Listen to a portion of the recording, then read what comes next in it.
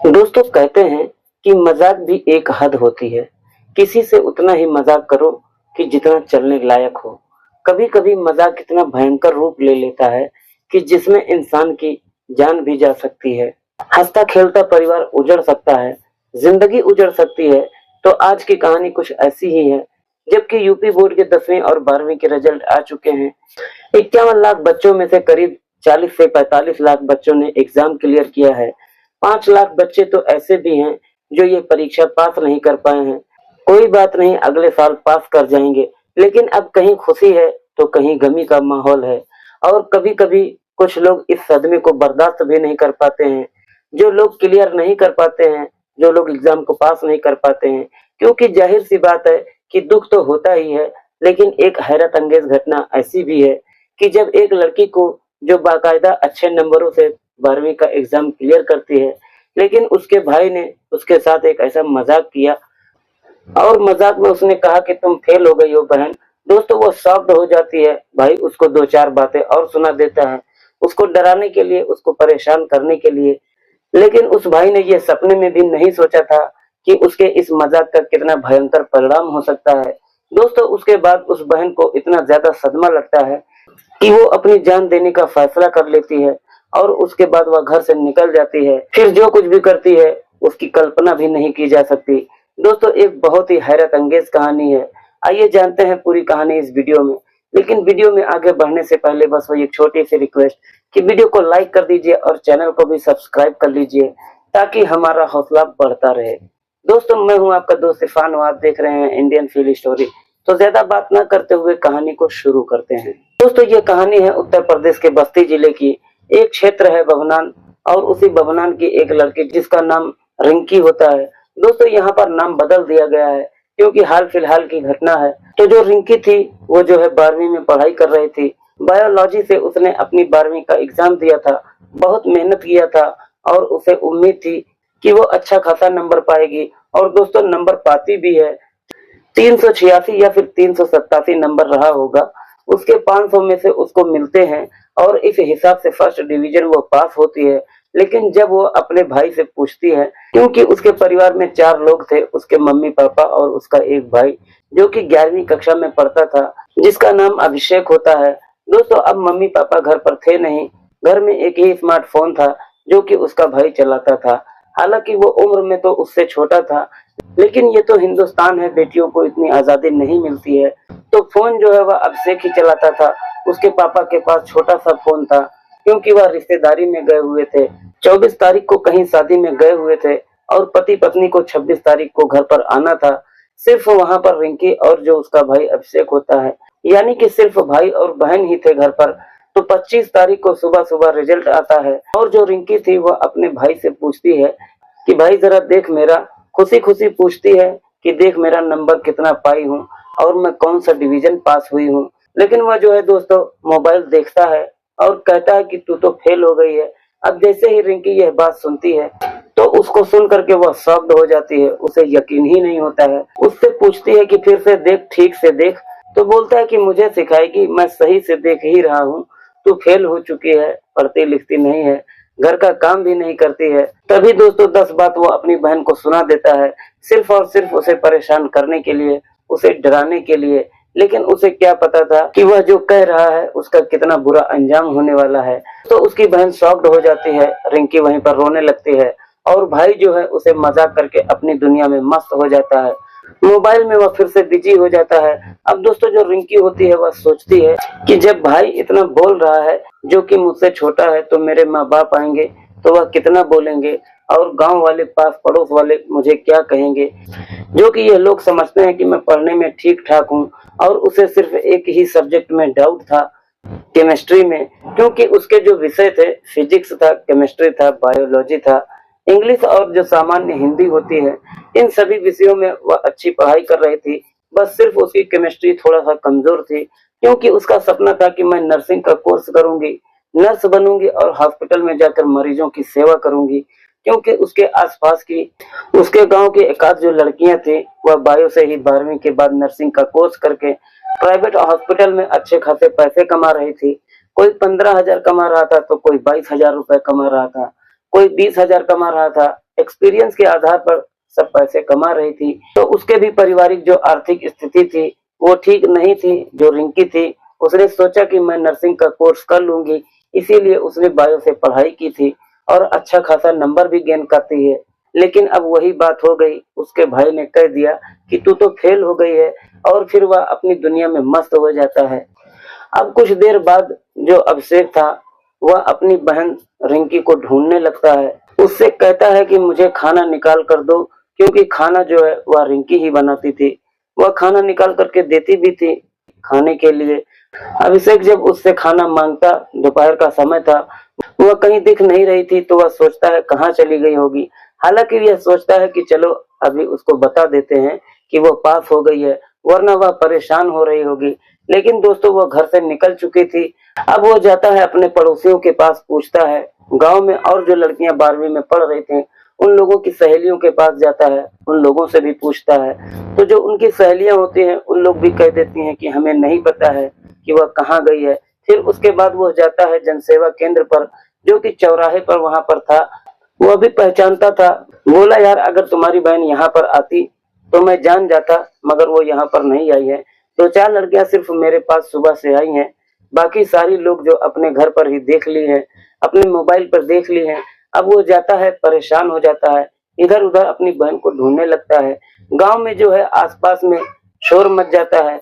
उसके बाद एक चाय की दुकान पर जाता है, और चाय की दुकान पर जब आता है तो वहां पर पता चलता है कि जो रिंकी है वह तो नहीं आई थी, लेकिन एक लड़की आई थी जो काफी परेशान लग रही थी। दुकान पर बैठकर पानी पी रही थी और उसके बाद फिर इधर को चली गई है, लेकिन वो बहुत ही ज्यादा परेशान लग रही थी। अब जो भी सुनता है कि तेरी बहन पास हो गई है, तूने उसके साथ मजाक किया और ऐसा बता दिया, ऐसा क्यों किया? तो उसने कहा कि मुझे उसने अप्रैल फूल बनाया था और उसे बड़ा ही मजा आया था, और तभी मैंने उसे बोल दिया था कि मैं भी तुझे सबक सिखाऊंगा। और मैं तभी से सोच लिया था कि जिस दिन उसका रिजल्ट आएगा तो मैं उसे बोलूंगा कि तू फेल हो गई है, और उसके बाद जो है मैं उसे बता दूंगा जो भी होगा। तो यही सोचकर उसने बोल दिया था। अब सारे लोग उसे बोलने लगते हैं, गांव के जो लोग होते हैं वह भी उसको डांटने लगते हैं। अपने माँ बाप को वह फोन करता है तो वो लोग भी इसको बोलने लगते हैं और कहने लगते हैं कि जैसे भी हो उसको ढूंढ करके कहीं से भी लाओ। अब सारे लोग जुट जाते हैं उसको ढूंढने में, क्योंकि आधे घंटे का समय बीत जाता है। और उसके बाद ढूंढते ढूंढते अब जो चाय वाला था उसने उस एक लड़की को बताया था कि वो लड़की जो है उधर को गई है। और उधर दोस्तों रेलवे ट्रैक था, उसके पहले जो गांव के बाहर एक पोखरा था, वहां पर जाकर ढूंढते हैं, लेकिन पोखरे में पानी इतना नहीं था कि जिसमें कोई डूब सके। तो जो सारे लोग होते हैं बोलते हैं कि चलो रेलवे ट्रैक की तरफ चलते हैं, क्योंकि वहां पर अक्सर आए दिन कोई ऐसी घटनाएं होती थी कि कोई लड़ाई कर लिया है, झगड़ा कर लिया है, कोई कर्जा में डूबा हुआ है, कोई इंसान से कुछ भी होता था तो ज्यादातर महिलाएं आती थी, और जब ट्रेन आती थी तो उसका इंतजार करती थी, और फिर वह इंतजार करने के बाद जब ट्रेन आती है तो कूद जाती थी। तो यही चीज जो है सबके मन में यही डर समाया हुआ था। जब वहां पर वह जाते हैं, अब चारों तरफ ढूंढने लगते हैं। जो रिंकी होती है उसको आवाज लगाने लगते हैं, क्योंकि रेलवे के किनारे जो है छोटी मोटी जो झाड़ियां थी। तभी एक छोटे लड़के की नजर पड़ती है कि उसमें एक लड़की एक झाड़ी में छुपी हुई थी। वो कहता है कि वह देखो छुपी हुई है, लेकिन दोस्तों वह दूसरी लड़की थी। उसको लोग पकड़ते हैं और पूछते हैं कि क्या बात है, तुम यहाँ पर क्या कर रही हो, क्यों छुपी हुई हो? तो फिर वह रोते हुए सारी कहानी बताती है। कहती है नहीं मुझे छोड़ दो। दोस्तों क्योंकि वो भी फेल हो चुकी थी और वह भी ट्रेन के सामने कूदने के लिए आई हुई थी। वह कहती है कि मेरे मम्मी पापा मुझे बोल रहे हैं, मुझे डांट रहे हैं, मैं तो अब नहीं बर्दाश्त कर सकती। हालांकि फिर वो बताती है जो जिसे तुम लोग ढूंढ रहे हो, जो रिंकी है, कह रही है कि वह उस तरफ गई है। दूसरी तरफ वो बताती है।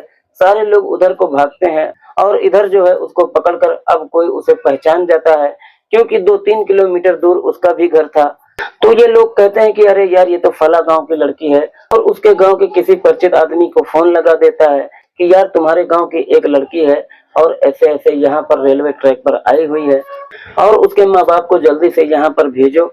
वहां से भी फौरन 10-15 लोग आ जाते हैं, और इधर भी इसको भी लोग जब ढूंढने की कोशिश करते हैं तो वह भी कुछ दूरी पर मिल जाती है। जब लोग उसको अच्छे से ढूंढने लगते हैं तो वह रो रही थी, चिल्ला रही थी, कहती है कि नहीं मुझे जाने दो। लेकिन अब उसका जो भाई होता है भाई कहता है कि मैं मजाक कर रहा था दीदी तुझसे, तू पास हो गई है, लेकिन अब उसे विश्वास नहीं हो रहा था।